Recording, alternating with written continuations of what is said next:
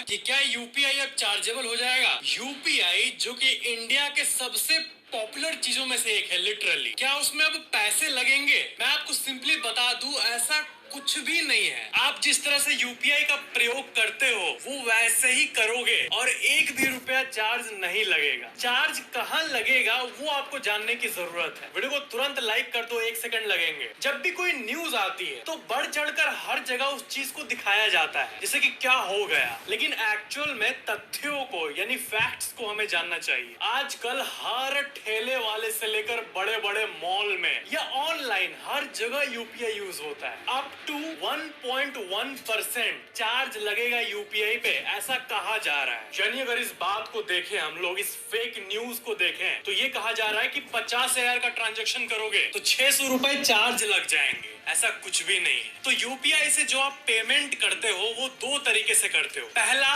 कि आप यूपीआई से स्कैन किए, अपना पिन डालें, 10, 15, 20 रुपए जो देना है दुकानदार को दे दिए। वो कटता कहाँ से है पैसा? आपके बैंक से कटता है। आप अपना बैंक स्टेटमेंट चेक करते हो ऐप में, तो हाँ बैंक से कट गया, मैसेज आ गया। ये होता है नॉर्मल यूपीआई का प्रोसेस। दूसरा कि आप थर्ड पार्टी सर्विसेज को यूज करते हो, जैसे कि आप वॉलेट को यूज करते हो, डिजिटल पर्स को यूज करते हो। जो वॉलेट सर्विसेज होती है ना, जैसे कि फॉर एग्जांपल आपने पेटीएम वॉलेट में पैसा रखा हुआ है 500 रुपए, तो वो तो पैसा आपका वॉलेट में है। वहां से जो आप पेमेंट करोगे और वो अगर 2000 के ऊपर रहेगा तब चार्ज लगेगा। वॉलेट का इस्तेमाल बहुत कम लोग करते हैं। आपको पता है 90% से भी ज्यादा लोग नॉर्मली पेमेंट करते हैं। वो जो आप पेमेंट करते हो बैंक से कट जाता है डायरेक्ट, वही ना आप करते हो, आपको खुद पता है। लेकिन जो लोग ज्यादा मात्रा में ट्रांजैक्शन करते हैं वो लोग क्या करते हैं कि बैंक से पैसा वॉलेट में ही डाल के रखते हैं। तो ऐसा बहुत लोग इसलिए करते हैं, ये भी आपको जान लेना चाहिए कि यूपीआई देखना कभी कभी फेल हो जाता है। आपको इमीडिएटली पेमेंट करना है लेकिन सर्वर डाउन रहता है, पैसा नहीं कट पाता है, प्रोसेसिंग में अटक जाता है, रिफंड हो जाता है। तो ये जो थर्ड पार्टी कंपनीज है जैसे कि पेटीएम, ये क्या बोलती है कि आप सुबह उठकर 500 रुपए डाल दो। सुबह में उतना हलचल नहीं होता है, लोग उतना पेमेंट नहीं कर रहे होते, तो बैंक से पेटीएम में आ गए। अब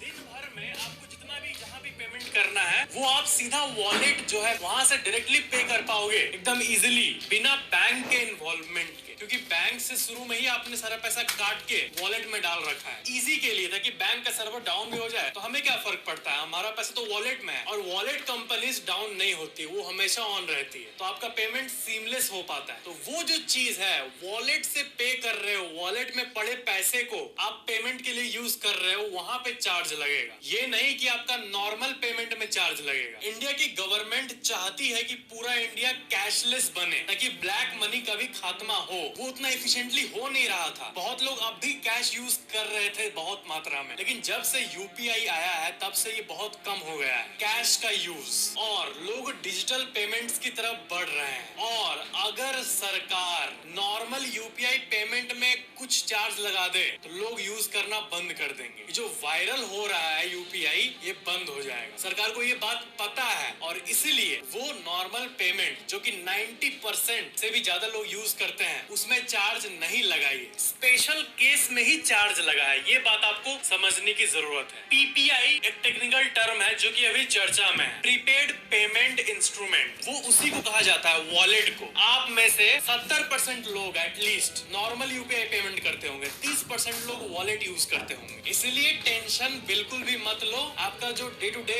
आदत हो गया है ना यूपीआई का, वो वैसे ही जारी रखो, उसमें कोई आपका एक्स्ट्रा खर्चा नहीं आएगा, जैसा कि बहुत जगह ये न्यूज फैल रहा है। मुझे लगा कि ये क्लैरिफाई करना बहुत ही ज्यादा जरूरी है। आपको यूपीआई की हमने बात कर ली, अब बात करते हैं कुछ बाकी फैक्ट्स के। नेक्स्ट फैक्ट, बिहार के एक घर के ऊपर ऐसा कुछ रखा हुआ आपको देखने मिलेगा।